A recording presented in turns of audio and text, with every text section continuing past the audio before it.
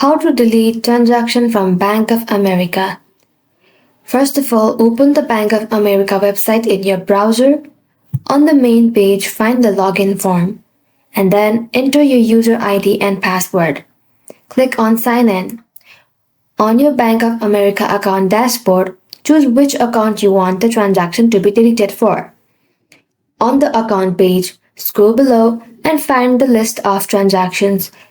Select the transaction you want to delete and click the little button on the left. In the expanded section, you can see lots of information about transaction. Find the link Dispute the transaction. Click on it. If a transaction is successfully disputed, you may get another transaction with a refund. However, you cannot just wipe out transaction from the list or from a statement. Thank you all for watching till the end and stay tuned till our next upload.